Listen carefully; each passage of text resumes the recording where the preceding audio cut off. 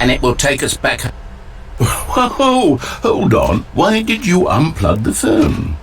Were you trying to resist the bucket's orders? Stanley, I was joking. Obviously, the bucket isn't talking to you and telling you to do things. Buckets can't talk. It was a joke. Don't you get the joke? It's funny, Stanley. A talking bucket.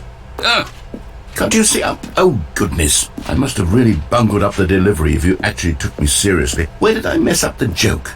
Should I have paused for longer or spoken quicker? Comedic timing is so difficult. I wish I were better at it. But there isn't exactly an instructional video on comedy that one can watch to fully... Oh, wait, yes, there is. It's sitting right here. Let's take a look. What is comedic timing? What is comedic timing? How does it work? How long should it last? How can it be used to effectively silence your political enemies? And more importantly, can it be taught in its entirety within 90 seconds? Thankfully, the answer to all of these questions is yes. Let's dive deeper.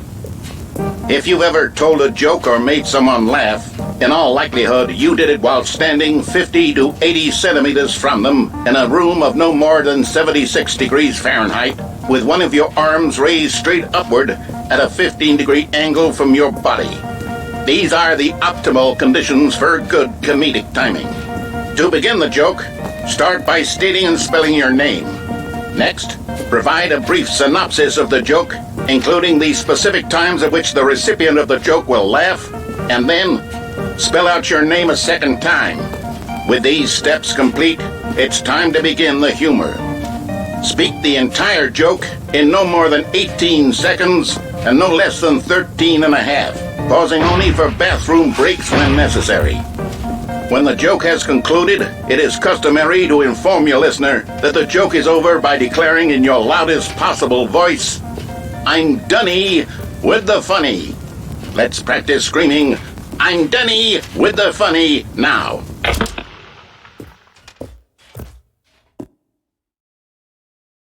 Good. This saying is a perfect example of expectations management, which is the cornerstone of good comedy. Finally, it's time to hand out surveys. Collecting hard data from your audience on how rapt they were throughout the joke is the only way to grow or learn as a comedian. An effective survey should be no less than 10 pages long and should include the same question reprinted several times, just to ensure the survey taker is actually paying attention and not simply filling in answers at random. And that's all there is. With these strategies at your disposal, you'll have audiences doubled over in laughter and even tripled over in laughter in no time at all. Just remember to let them stop laughing at some point, you gut-busting little scamp.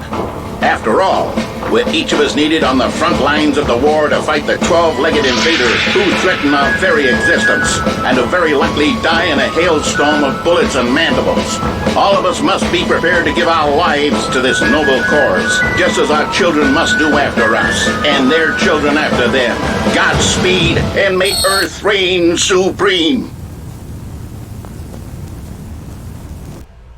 Hey, goodness, this video is a little outdated, isn't it? Well, no matter. I think the fundamentals of proper comedic timing are still as relevant today as they were back then. So with that in mind, I believe the only way forward is for us to return to the two doors and walk through all of this again, so I can try telling my story with more appropriate comedic delivery. Come along, let's head back.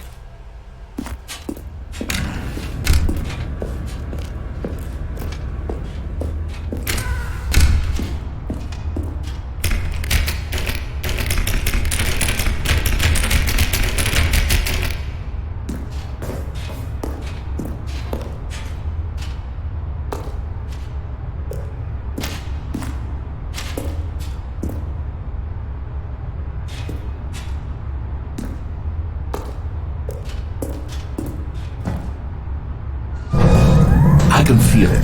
This time, I'm really going to nail the delivery. You'll be in stitches. A talking bucket, you'll say? How ridiculous. How absurd. What a hilarious concept. The king of comedy. That's what you'll call me. Thank goodness we had the instructional video.